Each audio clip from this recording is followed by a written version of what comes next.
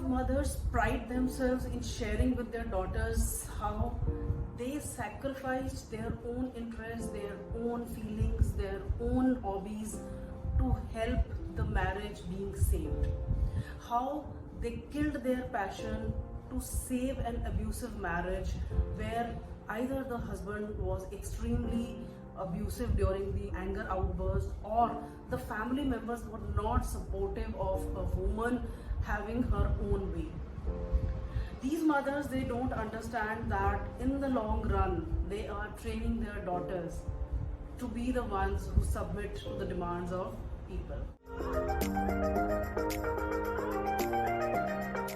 Namaskar, I am Dr. Meenu, and in today's episode I am navigating through the topic of how unconscious behaviors cause much more havoc on the brains of kids than the conscious behaviors or the conscious teaching and grooming that we try to give to our kids. Well, such women, especially those who really pride themselves in sharing time and again while they raise their daughters, while they raise their sons. This episode is going to be much more towards the daughters, because a lot of behavior we daughters pick up from our mothers.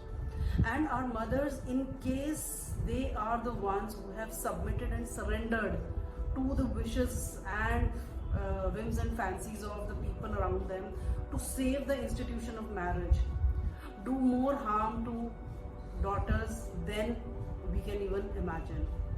Imagine a daughter who's being told to be brave, to fight the world. This will have no effect on her, even if verbally such teachings are done every day.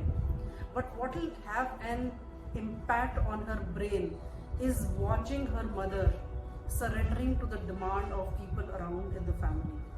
Surrendering and being submissive to people when they get into anger outbursts, when they are abusive in whatever shape, way and form. Imagine a daughter who continuously watches her mother not being able to voice her opinion. A mother who has been sidelined by the family members. A mother who has not been given any authority to have a say in any family decisions. Whatever that mother teaches or trains the daughter in terms of verbally training her will have no impact, because the things that she is watching on a daily basis has much more devastating effect on the daughter than the teachings and preachings that a mother would verbally give her on a daily basis. A mother, these behaviors, they are not something which are very conscious. Somebody will not consciously decide to groom her daughter in a negative manner. It happens unconsciously. And it happens unconsciously because of the either generational patterns being continued, or in some cultures being too tolerant, having high level of patience, perseverance, resilience, and being too submissive is celebrated. And women some years back had no option, because working or having their own autonomy in terms of financial independence was not something which was very common in every household. So they had to submit to the demands of people in their homes. They grew up fearing their dad, they grew up fearing their husband, and I know so many of females who now fear their own sons and daughters. That's because you learn over a generational observation that you must submit to authoritative people in your own home. And of course, there are many of us who may have fancy degrees, who may have fancy jobs, prestigious jobs, but if we have been exposed to this kind of raising, if we have been raised in a family where we have watched our mothers submissively giving in to the demands of people, This is what, despite all the fancy things that we have acquired, we have moved out, we have started working, but those behavioral patterns are now not limited to within the four walls. Yes, they are within the four walls very much there, but even outside, in the outside work sphere, these patterns and behaviors are very much evident.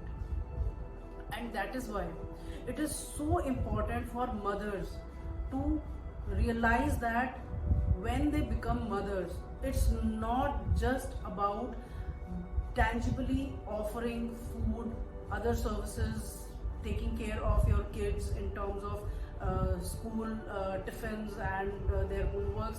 There is much more which is so subtle. If they do not raise their own self-worth, if they do not work on themselves, those generational, I would say, traumas or generational patterns keep passing on from one generation to another.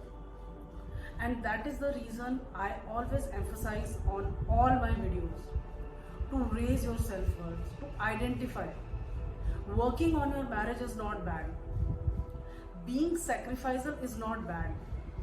But if you are the only one who's working and the other person is not putting in effort, it's time to rethink. If you are only the person who's sacrificing towards the family and towards the marriage, it's time to give it a second thought. Believe me, I know that walking away from toxic relationship, toxic marriage is far more appreciable for the kids' psyche than staying in that.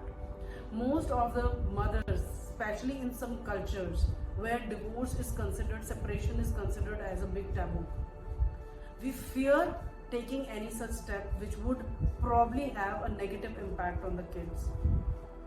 But it is not so. The kids have much more negative impact of staying in a marriage where mother is either neglected, is made to feel unseen, has not been respected, has not been given the right to voice her opinion in even the smallest of matters. You're grooming your daughters and your sons. For your sons, you're grooming them to treat the woman in the same manner. How much ever verbal teachings or preachings you give to your son to treat a woman equally, those patterns which gets ingrained in their subconscious mind are very difficult to remove.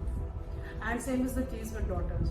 How much ever tough teachings you try to give them within the four walls, whenever they become adult, they will always be more than enough sacrificing.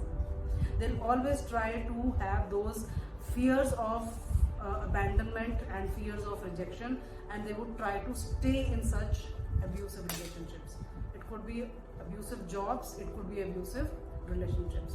And that is why for the mother to have that high level of self-worth is so important. Work on the relationships, be sacrificial, but have the courage to open your mouth to ask for equal give and take. The other person and the party also owes towards the marriage. If you are fearing the rage of your spouse or your family members, it is just an illusion. The fear is just an illusion. It is an illusion which was created in your childhood by your either father or by your siblings.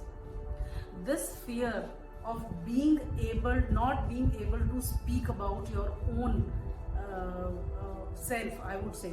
If you were not able to speak about your own self, we all have different levels of, different ways of facing these tough emotions. So you are hurt as a child, you either go into a freeze mode, completely numb, not able to speak, or you start fighting, throwing tantrums, or you just take a flight, you run away from that situation, or you fawn. I believe in my case, fawning has been constant behavioral pattern which I exhibited in my childhood. I would always get scared of anybody who had the authority to rule me. which continued for so many years till I achieved my recovery phase. It is very important to understand and identify those patterns which made you you, those narratives which became your own narrative.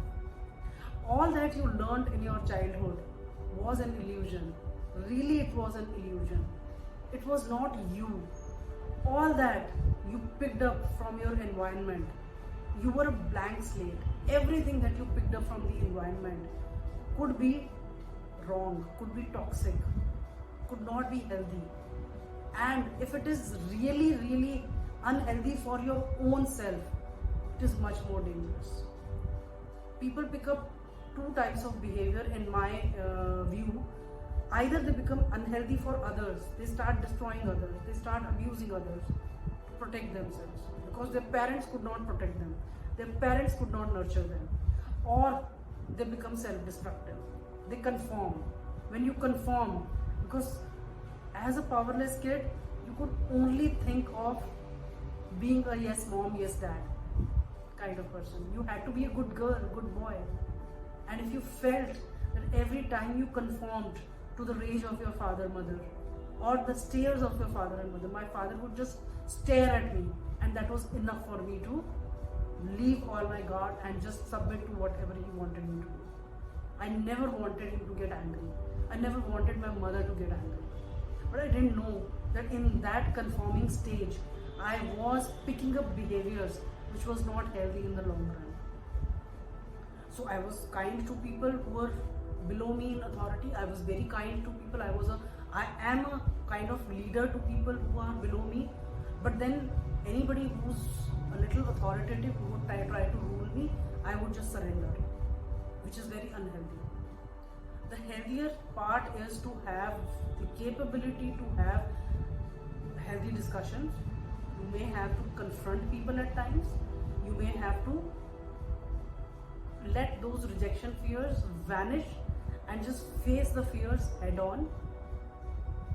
You have to be trained and groomed enough to not fear the unknown, to be able to jump into the unknown without fearing the outcome, without fearing, as I keep saying, fear is an illusion.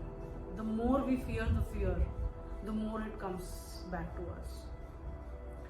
Through this video, my dear friends, I'm just trying to make you understand, as a woman, identify your own worth. Your behavior on a daily basis on small issues is what is shaping your kids towards a healthy adult life. If you've come this far, please like and subscribe. It helps the channel grow. I'll see you again in the next video. Namaskar.